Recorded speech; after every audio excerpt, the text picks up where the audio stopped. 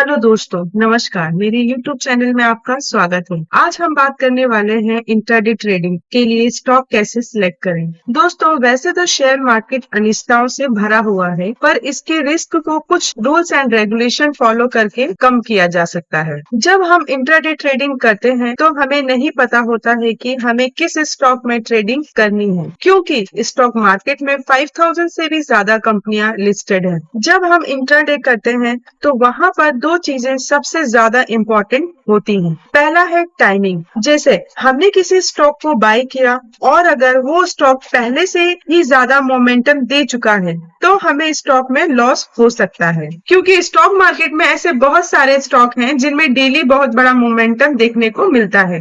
इसलिए अगर आप लेट एंट्री करते हैं और वो स्टॉक पहले से ही बड़ा मूव दे चुका है तो ऐसे में आपको लॉस हो सकता है। इसलिए इंट्राडे ट्रेडिंग में टाइमिंग सबसे ज्यादा इम्पोर्टेंट है। दूसरा है मार्केट सेंटिमेंट्स। दोस्तों, कभी भी मार्केट सेंटिमेंट्स के अगेंस्ट में ट्रेड नहीं करना चाहिए। जैसे अगर मार्केट सेंटिमेंट पॉजिटिव है तो आपको हमेशा बाइंग करनी है और मार्केट सेंटिमेंट नेगेटिव है तो आपको हमेशा सेलिंग करनी है। लेकिन हमें कैसे पता चलेगा कि मार्केट सेंटिमेंट पॉजिटिव है या नेगेटिव? दोस्तों, जब तक इंडियन मार्केट ओपन नहीं होती है तब तक आप ग्लोबल मार्केट को देखकर सेंटिमेंट्स का पता कर सकते हैं। ग्लोबल मार्केट को देखने के लिए आपको गूगल पर जाकर ग्लोबल मार्केट सर्च करना है। वहाँ पर आपको मनी कंट्रोल की एक वेबसाइट देखने को मिलेगी। फिर आप वहाँ से वर्ल्ड की सारी मार्केट को देख सकते हैं। अगर ग्लोबल मार्केट नीचे गिर रही है तो ज्यादा से ज्यादा चांसेस है कि इंडियन मार्केट भी नीचे गिरेगी। दोस्तों, जब हम इंट्राडे ट्रेडिंग के लिए स्टॉक को पिक करते हैं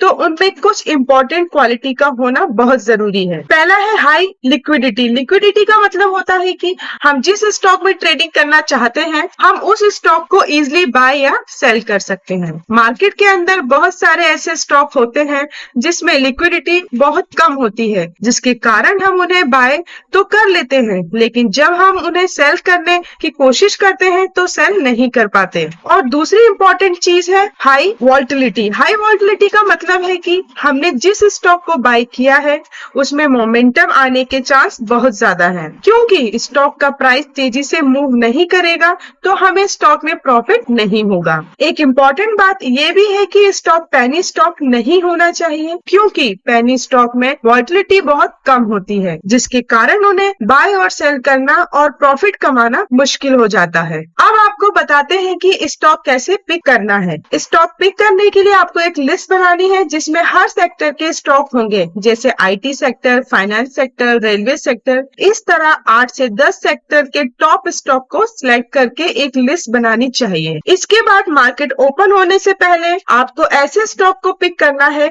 जिसमें कोई चार्ट पैटर्न बन रहा हो या फिर कोई इम्पोर्टेंट लेवल पर कोई बुलिश या बेरिश पैटर्न बन रहा है। अब हमारे पास बहुत ही कम स्टॉक बचेंगे। आप जैसे मार्केट ओपन होगी और जो भी सेक्टर अच्छा परफॉर्म करेगा हमें उस सेक्टर में ट्रेडिंग करना चाहिए। हमारे पास हाई क्वालिटी के 3 से 4 स्टॉक होंगे जिसमें लिक्विडिटी होगी, हाई वॉल्टिलिटी होगी। आपको इन स्टॉक में प्रॉफिट होगा या लॉस होगा ये इस बात पर डिपेंड करेगा कि आपको कैंडल पैटर्न के बारे में कितना पता है, चार्ट पैटर्न के बारे में कितना पता है, यानी सब कुछ ज्ञान के ऊपर डिपेंड करेगा। आई होप दोस्तों आपने इस वीडियो से काफी कुछ सीखा होगा। दोस्तों, ऐसे ही इंटरेस्टिंग वीडियो देखने के लिए हमारे चैनल को सब्सक्राइब करें और वीडियो को लाइक करें।